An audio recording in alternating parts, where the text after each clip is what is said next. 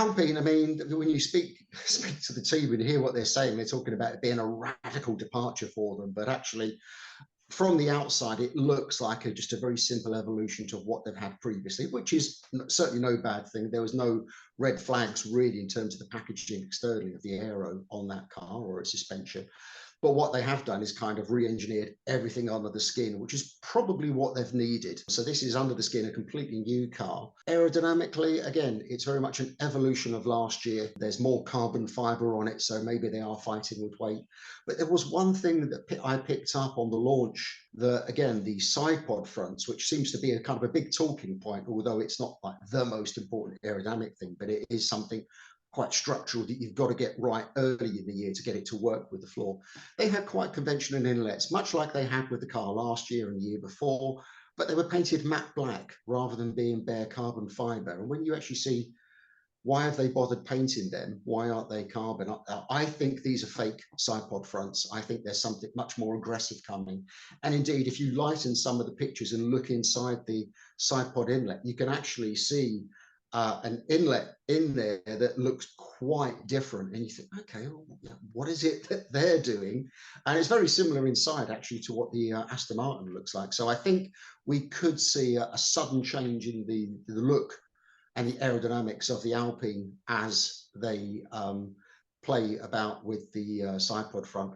But apart from that, they've just done all the good sort of diligent work. They've played with the position of the battery under the fuel tank to improve center of gravity and their ability to kind of tune the car. So yeah, I think Alpine have done a good job, but I think other people have done a lot more visibly. So, you know, you then have to wonder is, you know, are their internal changes going to be enough to account for the, you know, lack of visible change on the outside? And again, it's not like the most important thing, but when we looked at the car, they changed their side pod inlets and they'd gone to almost a square inlet, like we saw some of the cars back in 2022 have, quite far forwards, and it looked like it just had a little lip above it. And McLaren were actually really clever with all of their renders. They'd actually got the camera height at exactly the same point all the way round. And we couldn't actually appreciate, because of perspective, that these side pod fronts actually have a little winglet sticking out above them. Now, on first glances, this looks very much like Mercedes have run for the past 2 years with their zero pod setup. But actually, in aerodynamic terms and in structural terms, and where they're physically positioned, it's completely different. These are much further forwards, and you've actually using the maximum amount of bodywork width in that area. I thought initially it was related to the mirror bodywork volume, but it's actually within the side pods. And you've just got a very thin winglet sticking out, and you can see it's got a little bit of downwards camber on it. So this is just a little downwash device, just to help airflow along the sides of the side pods. It's maybe a little bit contentious. You'd have to, you know, look at their CAD to see if the curvature actually meets the regulations. But, you know, of course, McLaren have checked this. You know, they've probably run this past the FA. And equally, I'm sure every other team has tried something like this in CFD or in the wind tunnel at some point since, you know, pre-2022.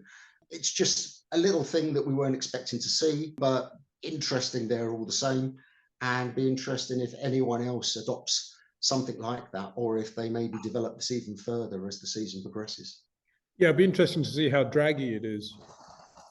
Yeah, well, I mean, it's there to create a vortex to spin along the side pod flanks. So yeah, there will be a natural loss an increase in drag with this. So yeah, I mean, maybe at Monza it will be deleted. You know, but yeah, it's, you know, it's just a little detail, not the most important thing in the world, but the main thing is to say that it's not the same as what Mercedes has been playing with in the past few years.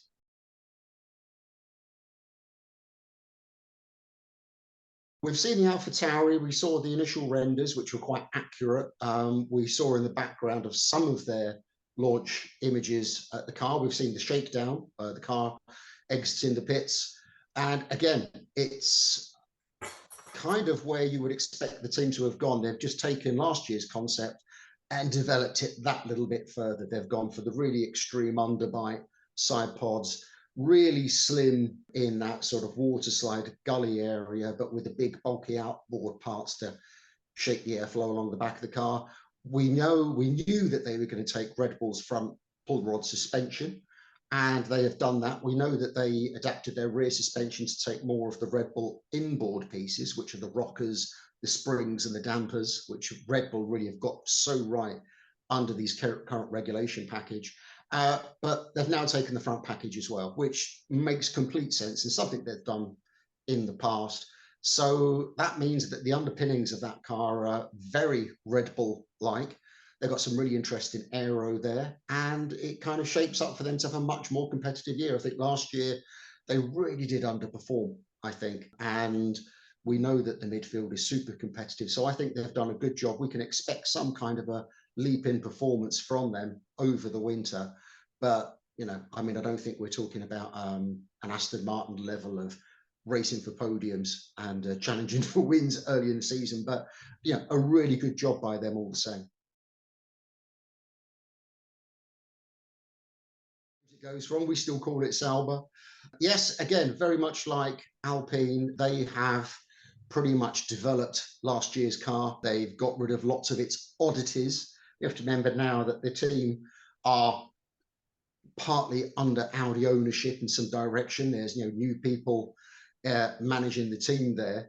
And yes, so I mean, they've adopted front pull rod, which was something of a surprise. They've switched ground there. They've got rid of their complex roll hoop. They've gone for more conventional roll hoop. They've gone again for the very high side pod inlets, all very common sense stuff.